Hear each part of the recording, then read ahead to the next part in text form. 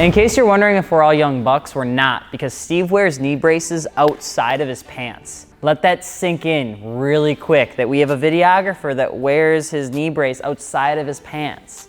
He's like 49,000 years old. Hey guys, what's going on? It's Alex from Fitment Industries, and today we're talking about rookie mistakes when driving a fast car, because it's better to drive a slow car fast than a fast car slow.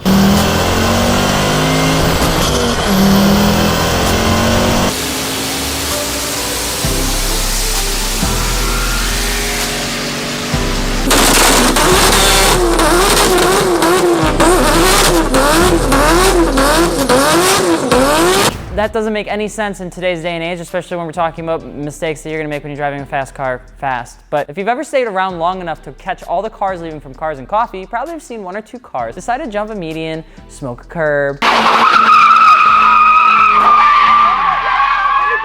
Usually it's some person that has no idea what it is that they're driving, but they had the money to buy it, so then they did. Typically, we as car enthusiasts don't start out with cars like that. We actually usually end up with something really slow, like a Cavalier. And we decide to maybe go into a faster car, like a WRX, so then our hopes are high, until we realize that actually really a WRX is not inherently that fast just right out of the gate with stock modifications. And you get a little bit older, so then you get a faster car. Then next thing you know, you're driving a GTR, or a Mustang, or a Camaro, or maybe an AMG, or maybe whatever car you dreamt about as a little kid and now you can actually afford. And of course, this car is going to both drive and feel a lot different than any other car that you've owned in the past. Not really a Cavalier anymore, is it, Jerry? You're driving something that's a little bit quicker on the wheel, having a little bit scootier underneath the tushy. You're gonna have some issues, which means that there should be probably some things that you have to keep in mind if you don't wanna end up on the next viral crash compilation on YouTube. Or maybe you're just somehow the kid that's 16 years old that gets a 2020 Camaro. It comes standard with like 400 horsepower, in which case you're just a lucky bitch. Oh yeah, wheels, tires, suspension, fitmentindustries.com, you get it. But subscribe. All right, so the first tip,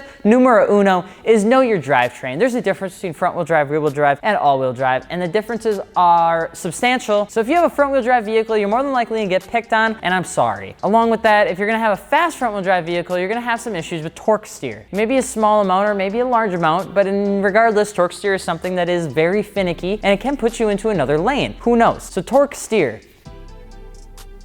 You remember it because I remember you probably dropped a gear with your first car that was front wheel drive and you felt torque steer. Torque steer is a common issue with front wheel drive cars because the engine, trans, and diff are usually combined into one neat and tidy package in the engine bay. Obviously, the weight of this can't be distributed evenly, and typically the trans is hanging off one or more of the other, and which makes it less centered between the actual wheels and makes for an unequal length haft shafts. Because everything is a little uneven, one wheel typically puts down power quicker and more efficiently, which will cause the vehicle to veer in that direction under heavy load. After the initial shock of the torque steer, the half struts snap back into sync and the vehicle settles down a bit. That's why you typically only feel it when you're accelerating quickly, which means it's only going to be worse on a high horsepower car. Torque steer is actually a lot of fun. Kind of. It's like kind of having fun when you're staring off a cliff with no guardrail. It's cool, but there's still a feeling in your gut that you're gonna f something up. Usually people don't really desire a front wheel drive car because typically front wheel drive cars are generally wanted for their ability to get through snow better, and get better fuel economy and just be a better economy car in general, which makes for not really an enthusiast car. Unless you're getting a stripped EG hatch, which is just f***ing awesome. However, when you get into rear wheel drive and all wheel drive car, that's when you really start to have some fun, to get some magic with those platforms, because rear wheel drive cars have the weight of the vehicle evenly spread out better, not perfectly, but so the balance of the vehicle as a whole is just that much better. Because the rear wheels are actually the ones that are getting power, the transmission components are much more balanced out throughout the car. Makes it a better driving experience, and it just makes the handling that much better, which is why you find most performance vehicles coming in a rear wheel drive transmission. And because our rear wheel drive vehicles have much better handling, turns and corners make for a very fun experience. Also, you can have a good old time just doing burnouts and donuts and doing a little bit of oversteering, because oversteering is it's just the cat's ass. It's the most fun you can probably do. It's the most fun to just lose traction and kick the ass into your car every once in a while. It's like the coolest thing to do. That's why everybody does it at Cars and Coffee and car shows, and then they realize that they're driving a 700 horsepower Dodge, and then they just slam it into an electrical pole, and then they wonder, how did this happen? A lot of that oversteer, they happen a lot more frequently if you're not prepared for it. And there's a couple things you want to know if you're oversteering, you don't get super hurt. There's a reason why you see the videos of people crashing into stuff, and it's typically almost always 90% of rear wheel drive vehicle. And that's because they're, since they're the most exciting platform, they're also one of the most difficult to handle. Rear wheel drive vehicles are aimed towards the testosterone that's built in all of us, because it just is fucking fun. It's just a good time. It is great. There's nothing better than a good old classic burnout of the rear ski rubbers, hands down, just can't argue with it, you just can't do it. But hey, Oversteer happens. You just gotta be careful with it. Now, if you have an all-wheel drive car, this is where it gets really funky because all the wheels are getting power rather than just two. So the vehicle is gonna get pretty much the maximum amount of traction as possible. That also means that all-wheel drive cars can have a couple issues in and of itself. Really, all-wheel drive vehicles are the best to take in difficult terrain and weather because they're gonna handle it the best and push through it. While rear-wheel drive cars are more often than not going to get stuck in the ditch unless they have snow tires, in which case snow tires are the magical get out of jail free card and just make everything work. But if someone has a fast all-wheel drive vehicle with a ton of power, they're gonna have to watch their launches. Since power is gonna be sent to all wheels, it's pretty much it's like a quick route to just brake axles, which is not fun and happens all the time. So make sure that you're aware if you're getting into the drivetrain with a high horsepower or you're modifying or buying a car with a high horsepower number that's an all-wheel drive platform, you're gonna wanna make sure that those parts were treated correctly, because if they haven't, you're in for a bad time like I was when I blew up my rear axles going to my first Cars and Coffee with my Datsun. We ended up just welding it back together just to get it home. Now, obviously, since the car is fast compared to previous cars, this one probably has some oomph behind it. Therefore, the car is gonna be a little bit more difficult to control sometimes. So this goes back to the point that I made previously, that you're gonna need to know how your car acts and be able to control it and counter it. Not only for the safety of others, but like your pride. It's mostly your pride. Like if you messed up anything else, like when you mess up in a video game, you're pretty much like, you get 7 people that look at you on the game that judge you. But like if you do it in front of like a group of people, now you're known forever as that guy. Not all platforms will behave the same.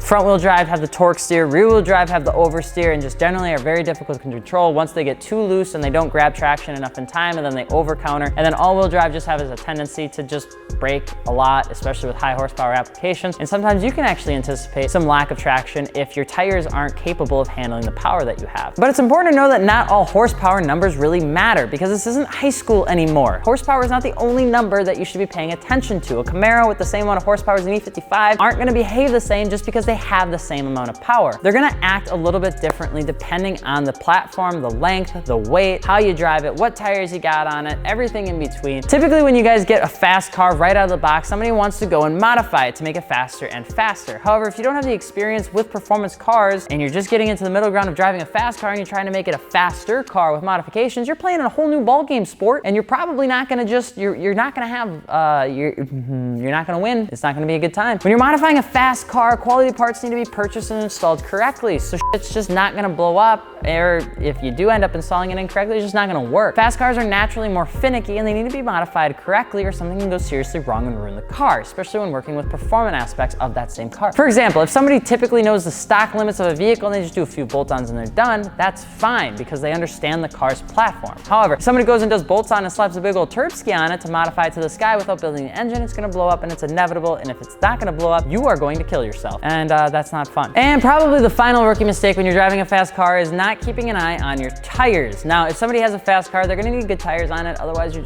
not gonna have a great experience unless you just plan on burning them off all the time. Tires are what give the car traction and not only make it faster, but they help keep the driver safe and around the corners and everything in terms of spinning and running out of, area, not running out of area, but like running out of road. It's always important to get the right tires and the right size tires and quality tires so that they last a long time. If you're driving on poopy tires because you like doing burnouts, you're gonna wanna be even more careful that you're not doing something silly in front of everybody so you don't run into a tree. If somebody has a high horsepower car with skinny tires on, they're not gonna be much of a contact patch to deal with, and a lot of times people do that when they end up going to get wheels or tires for their high horsepower car because they want to maybe make something special fit, or they've decided to get something used and it doesn't fit perfectly. When you're going into the big boy league, you gotta pay the big boy prices and you kinda have to put up with the big boy problem. But if you don't have a good sticky compound for a tire, you're really not gonna get anywhere and you're not gonna be able to enjoy the car. The problem is that your inner 12-year-old is going to want to enjoy the car regardless on whether you have nice tires or not. And that is a really common mistake that a lot of people make because they're not gonna be thinking about their tires when somebody is yelling from the side of the road to do a burnout. Because if you're 18 years old or 22 or 35 years old, there will never be a time that somebody doesn't yell do a burnout and you're not gonna contemplate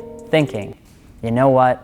Maybe I should do a burnout. So with that being said, if you guys are looking to get into fast cars and you're planning on driving a fast car fast, you're probably gonna wanna make sure that you know what the hell that you're doing, especially with the newer stuff. There's so many things out there that make these cars do what they do, and a lot of times nobody actually knows how they drive. That's why a lot of times you see even the best of the best mess up in cars when they're going to tracks or running it around. You've seen Jeremy Clarkson go out a few times. You've seen Richard Hammond just decide to drive off of a mountain before. Sometimes it just happens, and a lot of times that happens because they underestimate the capabilities of a car that they're driving. And that's a lot of times the reason that a lot of people end up getting in crashes, making mistakes, or ending up doing something that they shouldn't have done with a car that they barely knew. So if I could sum it up in like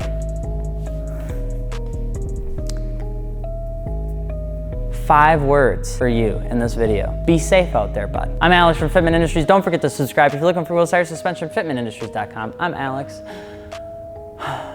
We will see you later. Goodbye.